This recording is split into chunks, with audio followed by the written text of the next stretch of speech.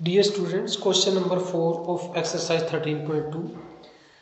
If a box of sweets is divided among 24 children, अगर एक जैसे स्वीट्स का बॉक्स है बच्चों, उसमें जो मिठाइयाँ हैं वो 24 बच्चों में बांटी जाती है, 24 बच्चों में डिवाइड की जाती हैं। They will get 5 sweets each, उसमें इतनी मिठाई है कि 24 बच्चों में अगर बांटेंगे हर एक बच्चे के हिस्से में 5 मिठाइयाँ आएंगी, 5 स्वीट्स आएंगी।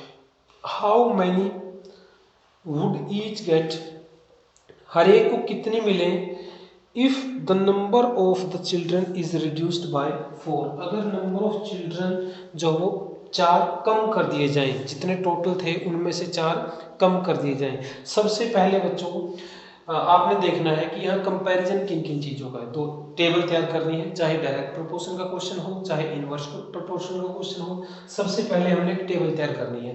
टेबल के लिए आपने दो चीज़ें यहाँ पे चेक करनी है कि किन किन का कंपैरिजन है, काउंटिंग किन किन के लिए दे रखी है। पहली काउंटिंग है बच्चों 24, और 24 किसके लिए है? बच्चों के लिए, नंबर ऑफ चिल्ड्रन के लिए। तो हम यहाँ पे लिखेंगे number of children, number of children, इसके सामने हम लिख देंगे 24 दे रखे हैं। फिर दूसरी जो काउंटिंग है वो है 5, वो किसके लिए है? स्वीट्स के लिए है। हर एक बच्चे को, अगर बच्चे 24 हैं तो हर एक बच्चे को डिब्बे में से 5-5 मिठाइयाँ मिलती है। हम लिख देंगे नंबर ऑफ स्वीट्स, या अकेला स्वीट्स भी लिख सकते हो, नंबर ऑफ स्वीट्स पर हेड या पर चिल्ड्रन, वो कितनी मिलती है? 5। तो टेबल हमने तैयार कर ली है। इसके बाद है अगर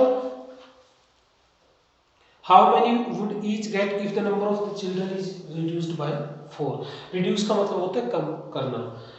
तो बच्चों क्वेश्चन ये है कि अगर बच्चों की काउंटिंग 4 कम कर दी जाए, रिड्यूस्ड बाय 4 यानी कि टोटल में से 4 कम कर दिए जाए, तो नंबर ऑफ चिल्ड्रन कितने बचेंगे? नंबर ऑफ चिल्ड्रन, या यहाँ पे आप लिख लो number of children if reduced by 4, ये पूरी लाइन बन जाएगी। Number of children if reduced by 4 is equal to 24 minus 4। देखिए नंबर ऑफ चिल्ड्रन अब दूसरी कंडीशन में कितने हो जाएंगे बच्चों? 20 हो जाएंगे। अब हर एक के हिस्से में कितनी मिठाइयाँ आएंगी? तो ये तो क्वेश्चन पूछा है, तो यहाँ पे हम कितनी वैल्यू रख लेंगे? x रख लेंगे, क्योंकि हमने ये नंबर ऑफ स्वीट्स पर हेड फाइंड करना है। पहला हमने क्या किया है? टेबल तैयार करी है, ठीक है। टेबल के बाद आपने देखना है बच्चों कि ये जो क्वेश्चन है ये डायरेक्ट प्रोपोर्शन का है या इनवर्स प्रोपोर्शन का है। डायरेक्ट प्रोपोर्शन का क्वेश्चन कब होता है? जब दोनों ही चीजें बढ़ती हों या दोनों ही चीजें कम होती हों। और इनवर्स प्रोपोर्शन कब होता है? जब एक चीज के बढ़ने के साथ साथ दूसरी चीज कम होती हो, या एक चीज के कम होने के साथ साथ दूसरी चीज उसी रेशियो में बढ़ती हो। अब देखिए जब 24 बच्चे थे, मिठाइयाँ नंबर ऑफ स्वीट्स तो सेम है, बच्चे 24 थे, 5-5 आए उनके हिस्से में, लेकिन बच्चे की काउंटिंग जो कम कर दी गई 20, तो अब ऑब्वियसली जो मिठाइयाँ वो ज़्यादा आएंगी हिस्से में, मिठाइयाँ ज़्यादा आएंगी हर एक के हिस्से में। तो ये चीज़ तो जो नंबर ऑफ चिल्ड्रन तो कम हो गया और नंबर ऑफ स्वीट्स क्या होंगी? बढ़ेंगी। This is the question of inverse proportion according to inverse proportion.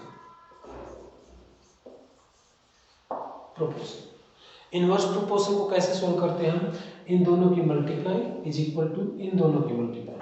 24 multiply by 5 is equal to 20 multiply by x। अगर डायरेक्ट प्रोपोर्शन का क्वेश्चन होता 24/5 इज इक्वल टू 20/x, ये पुट करते हैं हम इसकी जगह पे। 20 को हम मल्टीप्लाई से किस में लेके आएंगे बच्चों? डिवाइड में, इज इक्वल टू x। 5 4 जा 4 6 जा, x is equal to 6। x को हमने क्या लेट किया था? नंबर ऑफ स्वीट्स पर हेड, यानी कि अगर जो काउंटिंग है बच्चों की वो 20 हो तो हर एक बच्चे के हिस्से में 6 नंबर ऑफ स्वीट्स कितनी आएंगी? 6 आएंगी। तो ये क्वेश्चन है, बहुत इजी है, सिर्फ आपने दो चीज़ों का ख्याल रखना है। एक तो टेबल कैसे बनानी है, ठीक है, बहुत ईजी है वो। आप जो काउंटिंग दे रखी है स्टेटमेंट में उनको चेक करिए काउंटिंग किस किस के लिए है, बस आपको पता चल जाएगा कि किन दो चीज़ों का कंपैरिजन है, उसके अकॉर्डिंग आप टेबल तैयार कर लेंगे। दूसरी चीज़ जो आपने केयर करनी है वो ये है कि क्वेश्चन जो हो वो डायरेक्ट प्रोपोर्शन का है या इनवर्स प्रोपोर्शन का है। डायरेक्ट प्रोपोर्शन में दोनों ही चीज़ें या तो कम होंगी या दोनों ही चीज़ें बढ़ेंगी, इंक्रीज होंगी, और इनवर्स प्रोपोर्शन में एक चीज़ घटेगी एक चीज़ बढ़ेगी, एक चीज़ बढ़ेगी दूसरी चीज़ घटेगी।